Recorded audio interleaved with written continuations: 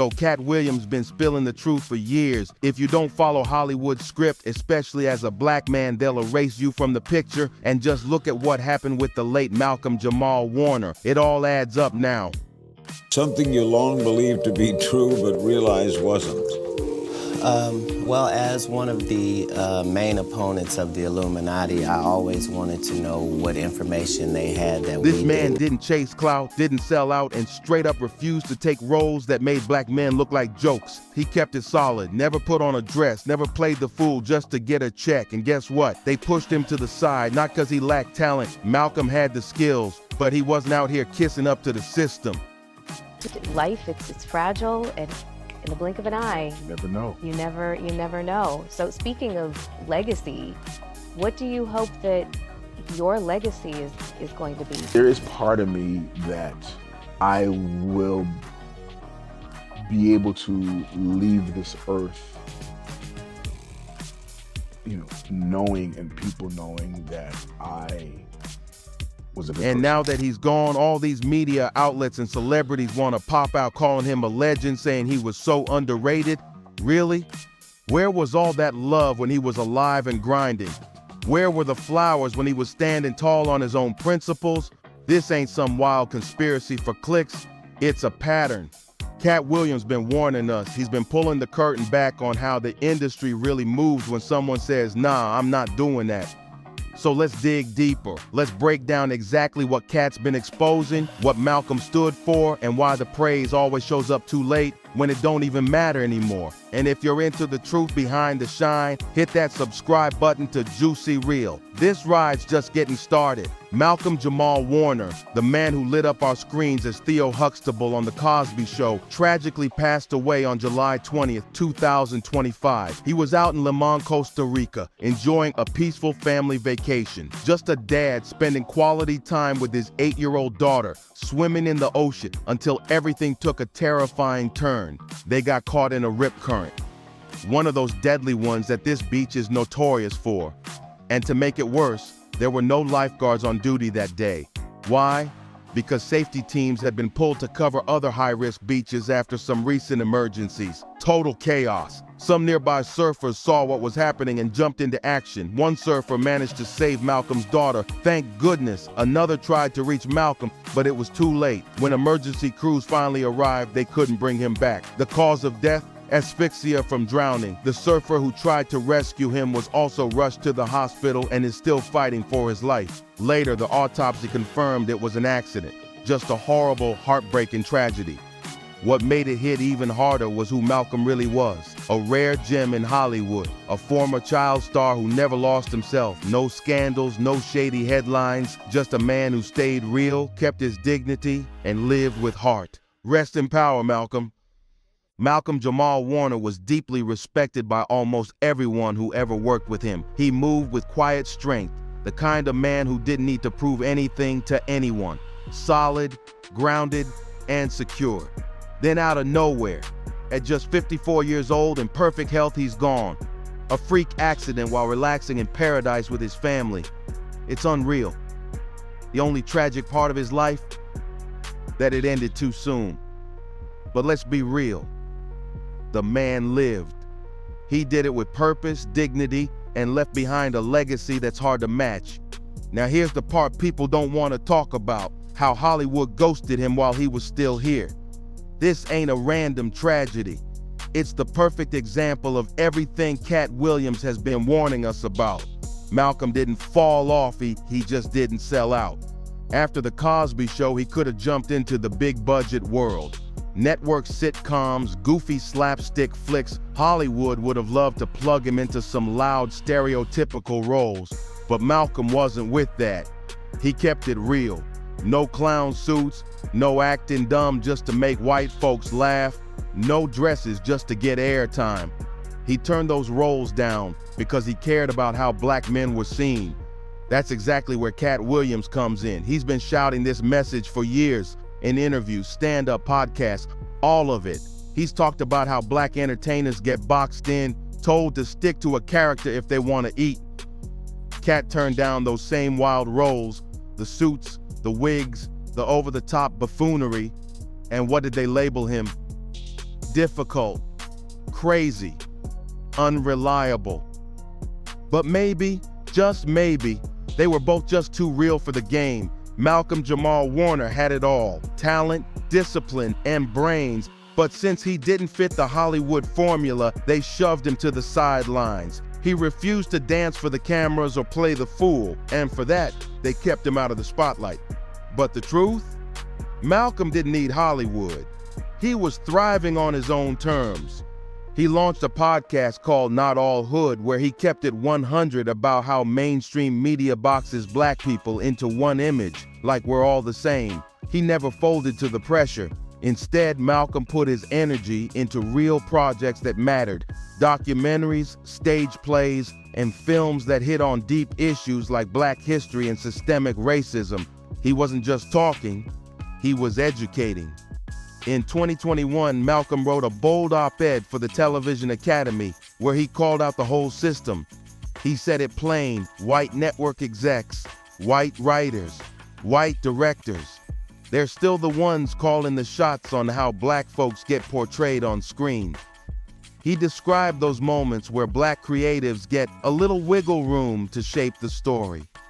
But even then, the same tired stereotypes sneak back in, just dressed up fancier with good jobs or big houses.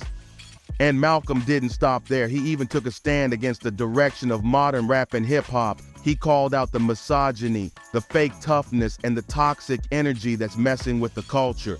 He wasn't hating, he was pushing for healing, for accountability, for something real. Malcolm wasn't just an actor, he was a truth teller, a disruptor, and he never let the game play him. Some folks might say it's low-hanging fruit to bring this up, but when that Kendrick versus Drake beef went viral last year, Malcolm-Jamal Warner didn't stay quiet. He jumped in with real talk, calling out how hip-hop only grabs headlines when it's hyping up negativity. That's when people tune in, not for the art, not for the truth, but for the drama. So when Katt Williams talks about the industry only lifting you up when they control your story, this is exactly what he means. Malcolm was trying to flip the script. He wanted to show black men as intelligent, complex, real human beings, not one-dimensional characters made to entertain or fit a mold. But that wasn't what the industry wanted. They expected him to stay stuck in that teen heartthrob role or slide into some goofy side character. He refused. Malcolm said no to jobs that would have made him a bigger name, but at the cost of his integrity.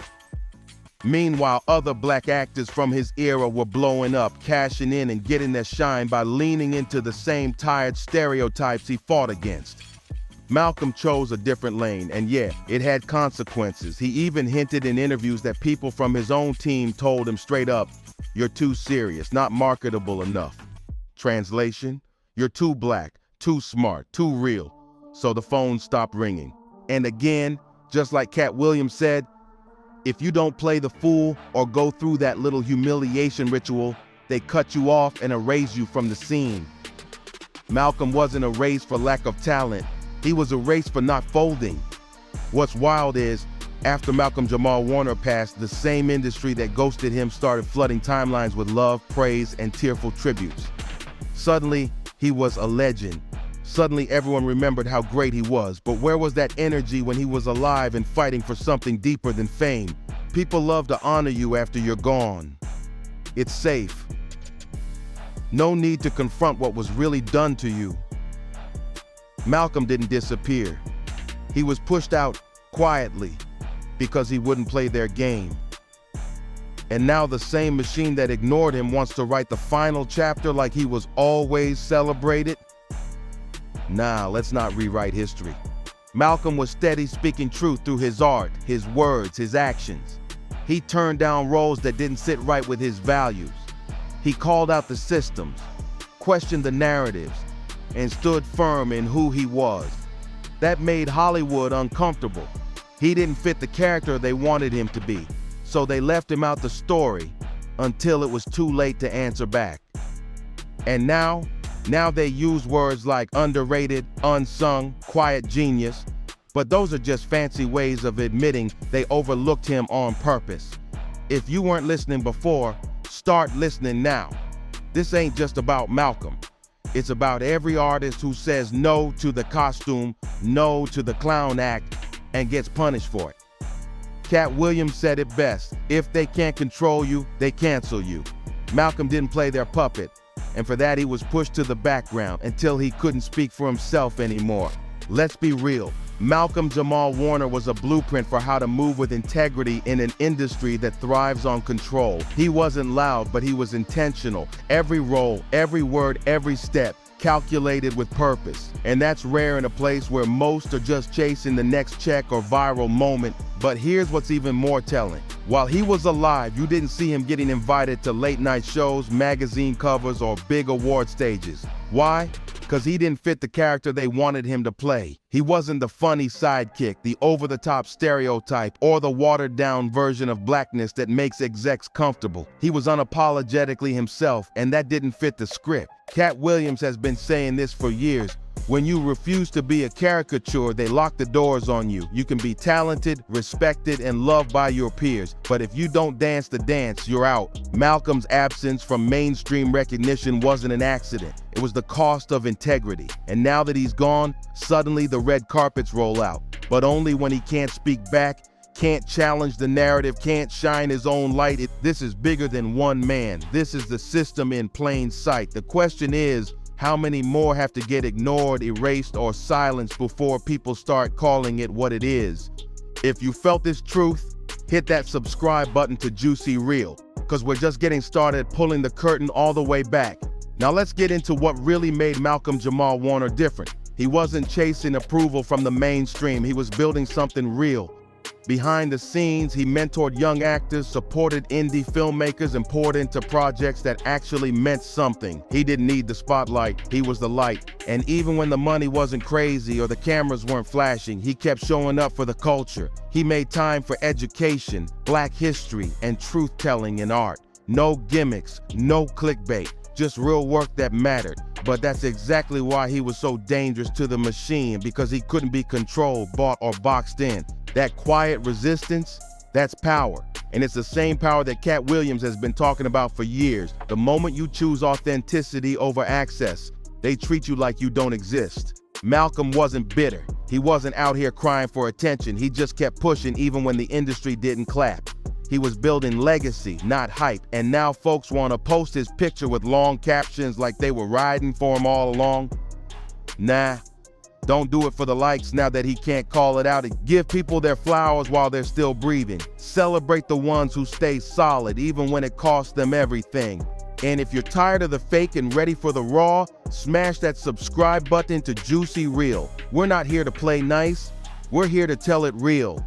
Now that Malcolm-Jamal Warner is gone suddenly, Hollywood can't stop talking about him. Tributes everywhere, social media lit up, articles calling him a legend and a pioneer. But let's keep it real. Where was all that love when he was alive and still fighting to be seen? Because he didn't chase clout or fall into those tired Hollywood traps, they kept him in the background. No big awards, no mainstream hype, just silence. Now you got streaming platforms teasing unreleased projects, networks hyping tribute specials, and celebrities posting long, heartfelt memories. It's like overnight, he became the perfect Black icon. Safe, silent, and conveniently unable to speak for himself. And that's the real game. The industry doesn't celebrate you when you're alive and real. They wait until it's safe, when they can twist your legacy into a brand-friendly message, rack up woke points, and push product. Katt Williams called this out a long time ago. The system only shows love when your voice can't challenge the narrative anymore. So here's the question. Is this real respect or just more of that Hollywood cleanup routine? Because Malcolm didn't sell out. He stood for something, and that's why he was pushed to the side.